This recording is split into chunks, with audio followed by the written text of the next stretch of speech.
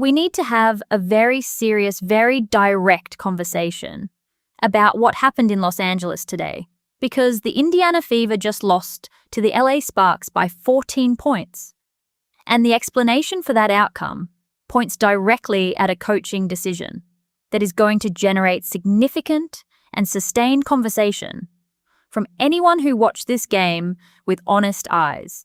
The Indiana Fever lost by 14 to the LA Sparks at home in Los Angeles. And the person most responsible for that outcome is not Caitlin Clark. Let us establish that immediately and without ambiguity, because the post-game framing that attempts to attach this result to Clark's performance needs to be confronted before it gains traction in the broader media conversation. Here is what actually happened with Caitlin Clark's deployment today. And here is why it represents one of the most confounding coaching decisions of this entire season. Clark returned from her back injury with a minute restriction in place. That restriction was communicated publicly before the game. Approximately 15 to 16 total minutes of floor time. That limitation, while frustrating for fans who wanted to see her fully unleashed, was presented as a medically driven management decision designed to bring her back responsibly from an injury that had kept her out of consecutive games.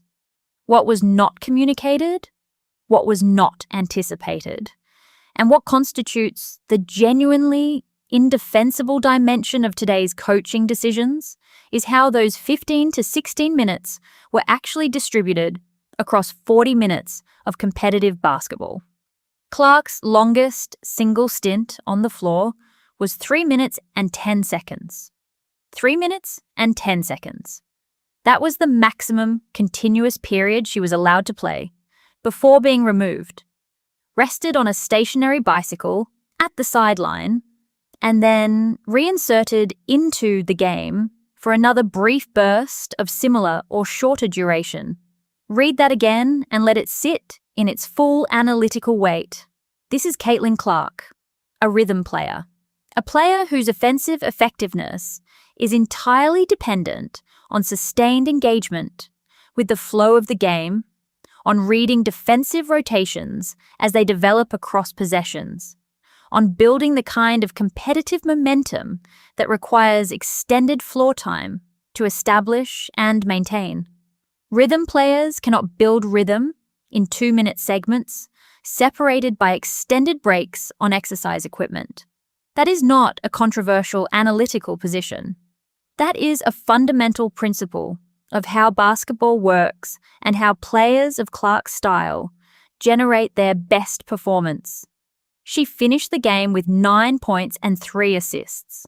She shot 4 of 12 from the field and 1 of 6 from three-point range.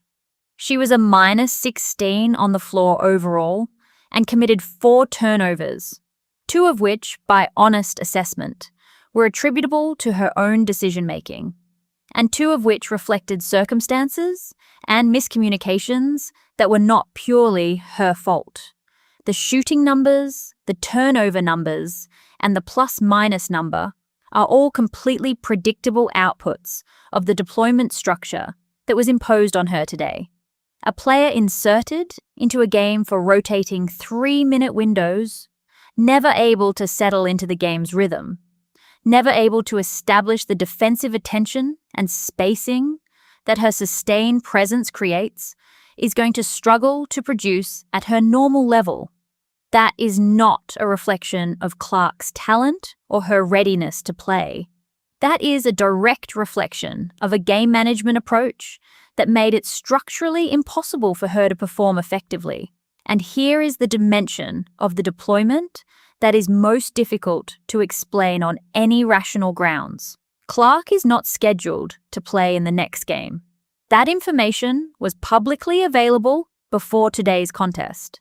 If she is being held out of the following game against the Phoenix Mercury, the logical conclusion would be that this game against the Sparks represented an opportunity to give her more extended floor time, to let her build toward actual competitive readiness through genuine game experience, rather than through cycling on a bicycle during television timeouts. Instead, the decision was made to deploy her in the most disruptive possible pattern: short spurts, extended rest, short spurts, extended rest, with the final result being a competitive performance that was undermined by the deployment structure, a 14-point loss, and a box score that will be used by some corners of the media ecosystem to suggest Clark's return negatively impacted the team.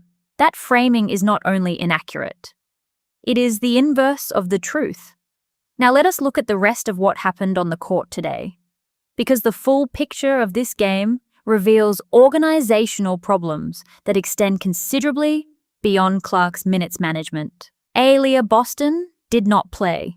She was held out of this game entirely, despite being one of Indiana's 2 All-Star selections and one of the 2 players the franchise has publicly identified as foundational to its competitive identity.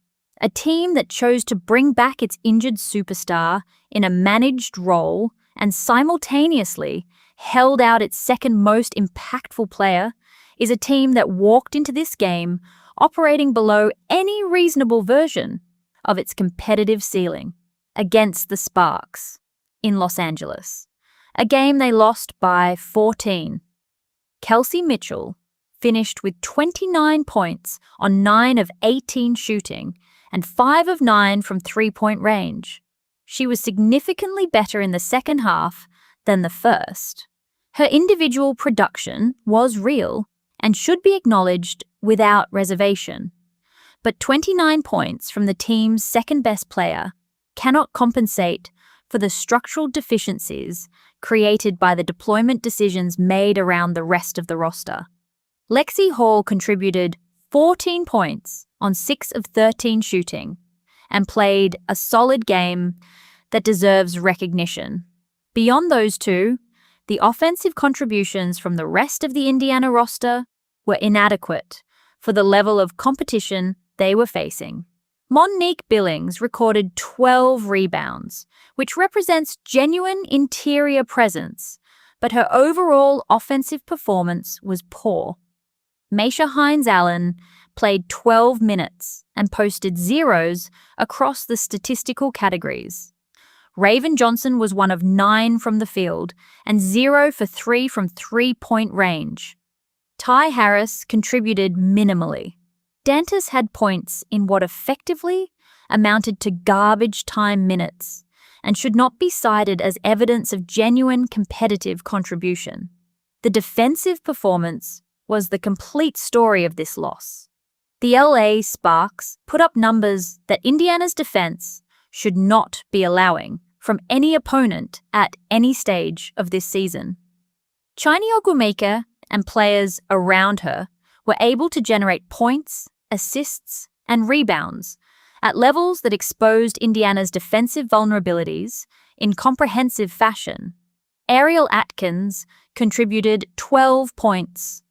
Erica Wheeler posted 12 points with 4 rebounds and 6 assists. Dejanai Carrington delivered 24 points with 8 rebounds and 5 assists. Dearica Hamby produced 21 points and 9 rebounds. These are not numbers that a defensively competent team allows from this Sparks roster. These are numbers that reflect a defensive breakdown that was both comprehensive and consistent throughout the game. Indiana could not stop anyone on the Sparks today, and the players who generated these performances against Indiana's defense are not players who should be producing at this level against a team with legitimate postseason aspirations. The 3 consecutive missed layups from the Indiana roster during a critical possession captured the collective execution level of this game in a single sequence. Kelsey Mitchell, Monique Billings, and Lexi Hall each missing close-range attempts in the same possession is not a random event. It is a symptom of a team that is not currently operating with the kind of cohesive, confident, in-rhythm execution that winning basketball requires. Clark was removed from the game following a turnover in the fourth quarter. Kelsey Mitchell, by contrast, has not historically faced the same immediate substitution consequence for her own turnover moments. The asymmetry in how the coaching staff responds to mistakes from different players is something the observer community has noted throughout this season, and today it was once again visible and once again generating conversation. Now, to be analytically complete, the specific game management of Clark's return does not need to be characterized in purely negative terms without acknowledging the legitimate medical considerations at play. A back injury is serious. Rushing a player with a back injury back into full competitive minutes carries genuine physical risk that would be irresponsible to dismiss entirely. There is a real argument that conservative management of her return protects her long-term availability and long-term health. The problem is not that a minutes restriction existed. The problem is how the minutes restriction was implemented. The difference between giving a player 15 to 16 minutes in 2 or 3 sustained blocks, allowing her to actually build rhythm and competitive engagement within those blocks, and giving a player 15 to 16 minutes in rotating spurts of 3 minutes or less with extended stationary bicycle breaks in between is enormous in terms of competitive effectiveness. One approach gives the player a genuine opportunity to contribute.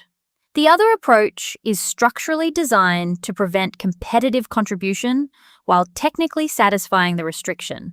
Indiana lost to the LA Sparks by 14 points with Caitlin Clark in uniform and on the active roster. That result will be passed and framed in various ways across various platforms. Some of those framings will attempt to attach blame to Clark's presence, to her -16 rating, to her shooting percentages, to her turnovers. Those framings need to be rejected with the same analytical directness that the evidence demands. Clark shot poorly because she was given no opportunity to build rhythm in 2-minute windows.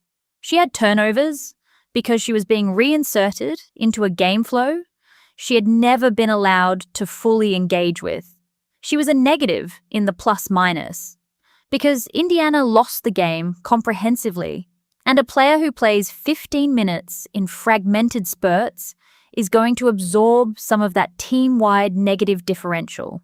The organizational decisions that produced today's outcome, the deployment structure, the absence of Aaliyah Boston, the defensive preparation that allowed LA Sparks players to put up the numbers they produced, and the game management choices that undermined Clark's ability to contribute effectively.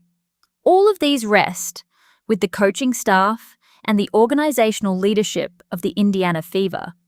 If Indiana's stated goal is to win basketball games and to maximize the talent on its roster, while managing an injured player's return responsibly, today did not reflect that goal being pursued intelligently.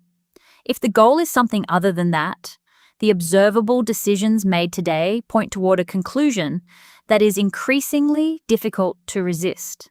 Caitlin Clark deserves a competitive environment that respects her talent, her style of play, and her status as the most commercially and competitively significant player in this league. What she received today was 3 minutes and 10 seconds at a stretch on an exercise bicycle between competitive spurts. The organizational standards that produce that result need to change immediately and fundamentally, because the alternative is watching the most important player in women's basketball history spend the remainder of this season being managed in ways that serve every interest except her own. That is not acceptable. And the 14-point loss to the LA Sparks is the completely predictable consequence of treating it as though it were.